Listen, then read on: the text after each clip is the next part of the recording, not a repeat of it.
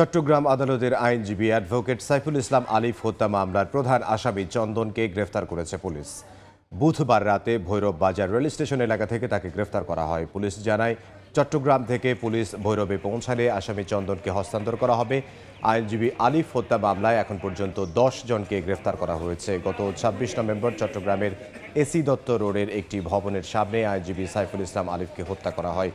হত্যার ঘটনায় নিহতের বাবা জামাল উদ্দিন বাদী হয়ে চট্টগ্রাম কোতোয়ালি থানায় 31 জনের নাম উল্লেখ সহ অজ্ঞাত 10 থেকে 15 জনকে আসামি করে একটি হত্যা মামলা করেন।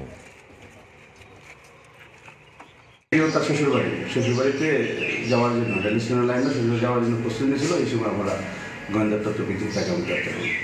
যেহেতু এটা চিটাঙ্গের হত্যা মামলার আসামি, চিটাঙ্গের যে অফিসার আছে ওরা আসছে, ওদেরকে আমরা বুঝিয়ে দেবো।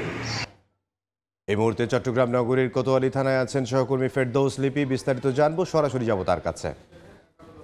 লিপি, আলিফ হত্যা মামলার যে এজাহারভুক্ত প্রধান আসামি চন্দনকে কিন্তু ভৈরব থেকে চিটাঙে আজই আনা হবে বলে পুলিশ আমাদেরকে জানিয়েছে। সেই সঙ্গে আজই আদালতে তোলা হবে এবং আপনারা জানেন যে এই হত্যা মামলায় কিন্তু এখনো পর্যন্ত 10 জন গ্রেফতার হলো। চন্দন সহ প্রথম দফায় হচ্ছে 6 জন, তারপরে 3 জন গ্রেফতার করা হয়েছে, অর্থাৎ 10 জন। আর পুরো ঘটনায় অর্থাৎ চিন্ময়কে যে আদালতে থেকে যে কারাগারে নিয়ে যাওয়ার যেই ঘটনা ঘটেছে, সেই ঘটনায় পুলিশের উপর হামলা এবং আদালতে ভাঙচুর ঘটনায় প্রায় 37 জনের মতো গ্রেফতার আছে বলে আমরা জানতে পেরেছি। এবং আপনি জানেন যে এই চন্দন কিন্তু যেদিন আলিফ হত্যাকাণ্ডের যে ঘটনা, সেই ঘটনায় যুক্ত আসামিদের মধ্যে প্রধান আসামি এবং আদালতে যে বিপরীত পাশে সড়কে সেখানে যে রঙ্গম কনভেনশন হল আছে, সেখানে যেখানে আলিফকে হত্যা করা হয়েছে, সেই হত্যাকাণ্ডের যে ভিডিও ফুটেজ, সেই ভিডিও ফুটেজে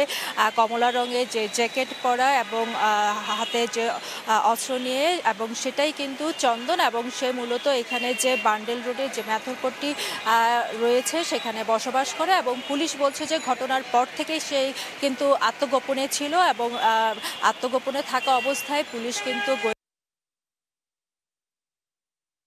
সেদিন রাতে বুধবার রাতে কিন্তু সে ভৈরব স্টেশন পৌঁছায় এবং সেখানে অবস্থান করছিল রাত হওয়ার জন্য। এবং রাতে সেখানে যে তার শ্বশুর বাড়ি ভৈরবে, সেখানে সে পালিয়ে যাওয়ার কথা ছিল, পরিকল্পনা ছিল। সে পরিকল্পনা অনুযায়ী সে কিন্তু ভৈরবে পৌঁছায় এবং ভৈরবে পৌঁছানোর পর সে ভৈরব স্টেশন অবস্থান নিচ্ছিল এবং সেখান থেকে আসলে পুলিশ শেষ পর্যন্ত তাকে গ্রেফতার করে। এবং আমরা যতটুকু ভৈরবে পৌঁছানোর পর সে ভৈরব স্টেশন অবস্থান নিচ্ছিল এবং সেখান থেকে আসলে পুলিশ শেষ পর্যন্ত তাকে গ্রেফতার করে। এবং আমরা যতটুকু জেনেছি, চট্টগ্রাম থেকে পুলিশ যাওয়ার পর ভৈরব থানা তাকে হস্তান্তর করবে এবং হস্তান্তর করার পরে কিন্তু তাকে চট্টগ্রামে নিয়ে আসবে এবং এই প্রক্রিয়া শেষ হতে দুপুরের পর হবে বলে আমরা জানতে পেরেছি। তো এই ছিল আমার কাছে এখনো পর্যন্ত চট্টগ্রামের কোতোয়ালি থানা থেকে সর্বশেষ।